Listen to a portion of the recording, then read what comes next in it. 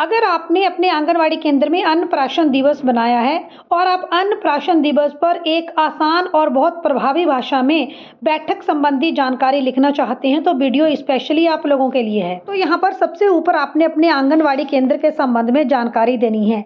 जैसे आज दिनांक 10 अप्रैल 2025 को आपके गाँव का नाम, केंद्र संख्या, केंद्र कोड, ब्लॉक के आंगनवाड़ी केंद्र में अन्नप्राशन दिवस का आयोजन किया गया।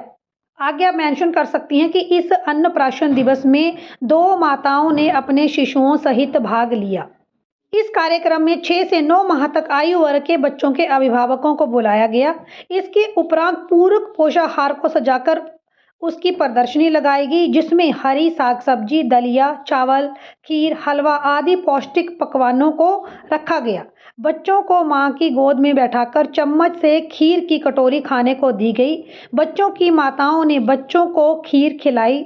प्रदर्शनी की अन्य सामग्री बच्चों के माता पिता और अन्य आंगनवाड़ी केंद्र में उपस्थित बच्चों के साथ साझा की गई, उनको खाने के लिए दी गई। इससे पहले मैंने आपको बताया था कि पीटीएम पंजी कैसे लिखेंगे, साथ में गोद भराई पंजी कैसे लिखेंगे और आंगनवाड़ी से रिलेटेड अन्य लेटर कैसे लिख सकते हैं। सारी जानकारियां आपको हमारे चैनल के ऊपर मिल जाएंगी। कौन से नए टॉपिक के ऊपर आप लोग लेटर चाहते हैं, कमेंट करके जरूर बताएं। आगे आपने लिखना है कि अन्नप्राशन दिवस के ऊपर बच्चों के माता पिता को निम्नलिखित जानकारियां दी गई।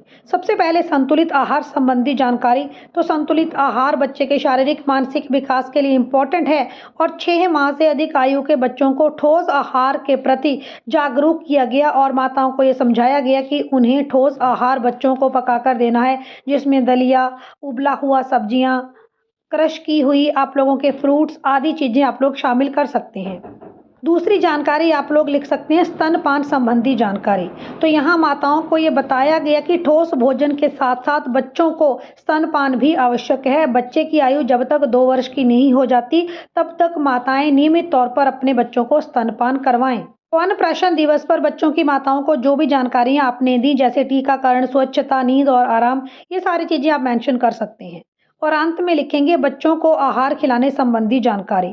तो बच्चों की माताओं को ऊपरी आहार को पकाने और उसे खिलाने के संबंध में जानकारी दी। बच्चों के लिए दाल का पानी, दलिया, हलवा, ये सारे व्यंजन कैसे पकाने हैं, इस संबंध में विस्तृत जानकारी माताओं को दी गई।